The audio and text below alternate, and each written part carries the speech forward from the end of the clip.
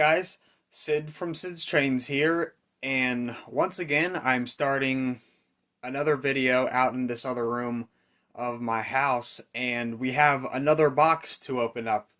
This arrived at my doorstep the other day, and I'm going to open it up during this video.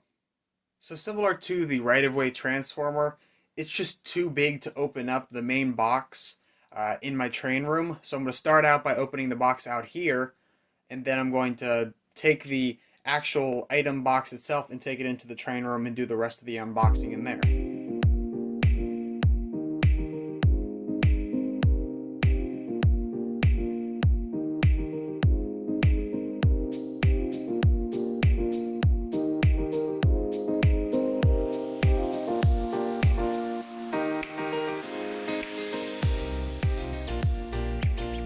And once again, we have another big MTH box to open up. So let's go into the train room and open up this box.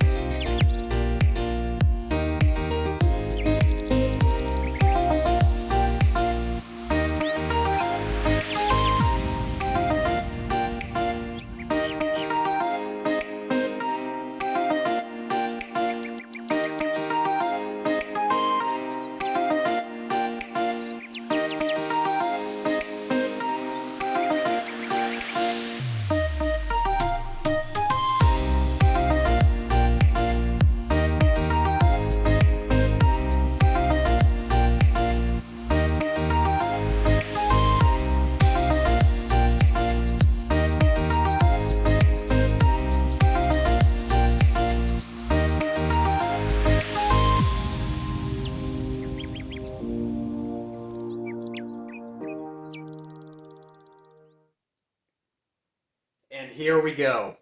What was inside that big MTH box was this monster. This is an MTH Norfolk and Western Class A number 1218 with PS1 sounds in it.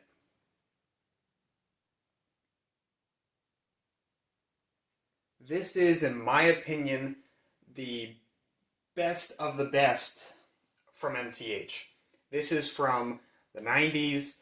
It has QSI sounds in it, or PS1 sounds, as I've said, or proto sounds. There's many ways to describe that. It's a monster of an engine. It's a 2664. It is a massive engine. Obviously, it's not as long as, say, a Yellowstone or a Big Boy or an EM1, but it's just such a big, beefy engine, and it's such high quality. I've talked about it before.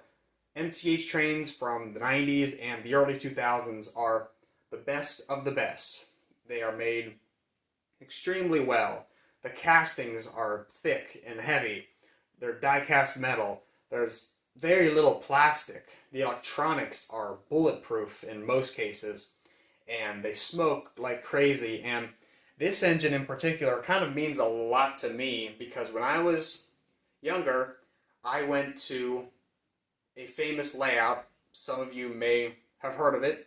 It was Tony Lash's layout. Tony Lash was a Maryland business owner. He owned a trash company, and in his business headquarters, he had a layout that depicted the Norfolk and Western Railroad. And he grew up on the Norfolk and Western Railroad. His grandfather drove or engineered a Y6B. He was an engineer, and Tony Lash got to ride in the cab of a Y6B when he was growing up, and this was one of the engines that Tony Lash ran on his layout when I was there. It was an amazing engine. He was a big MTH guy, and the majority of his collection was MTH, and this was like the pinnacle in my mind because I saw this engine pulling a ton of coal cars, and the sounds and the smoke, and it was just a crazy engine, and I just loved it. And ever since then, I've wanted a Class A. I've looked at the Lionel ones. They are amazing engines, and they are actually just a copy of this. Long story short, Lionel, or the manufacturers over in Asia, were not doing things very legal, and they decided to steal some designs from MTH, and that's why the N&W Class A looks very similar to this Class A. But enough about that. I've wanted one, and the N&W one just didn't do it for me because while it sounds great and it looks fine, this is the one that I saw and this is the one that I wanted, and now I have it. And wow, what an engine. I'm looking at this right now and it's just blowing me away. It's going to fit in really well with the theme of my railroad. A couple weeks ago I got the Unshrouded Class J number 605, and now I have this engine, and they're both Norfolk and Western engines. The Norfolk and Western Railroad was a big coal hauling railroad. They were coal haulers. And that's kind of what I'm depicting my railroad as. It's a coal hauler railroad. I'm calling it the Chesapeake, Norfolk, and Western Railroad. Kind of like if the C&O and the N&W merged and they were a coal hauler railroad. So that's what I'm calling it, and this fits in perfectly with that.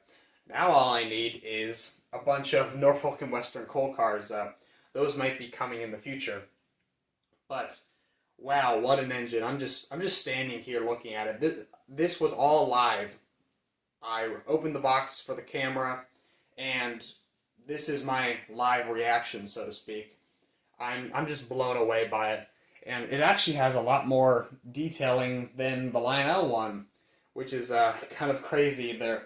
I'm just noticing some things like the tread on the walkways, some separately applied details throughout, and it just looks amazing. So, similar to the Unshrouded J, I will be doing a review on this engine in the future, but I would like to get rid of all the junk that's in the background and have the layout a little more established with the track actually wired, the track screwed down, and it just looking a lot better for me reviewing it. But yeah, I'm just giving you guys a good look at this, and I'm just taking it all in.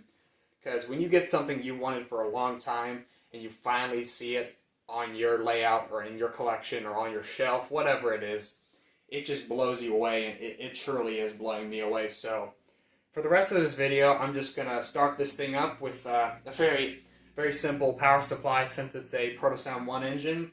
And I'm going to run it around a little with that same coal consist that I've been running for my past couple of videos. I've got a couple comments about that, and for one, I love the coal cars, and second of all, I don't want to pull out a bunch of stuff since I'm going to be working on the table, so I have no reason to just start throwing trains back on the layout. Obviously, I have some engines lying around because, as you know, I have my repair and upgrade business, so lots of these trains sitting around aren't actually mine.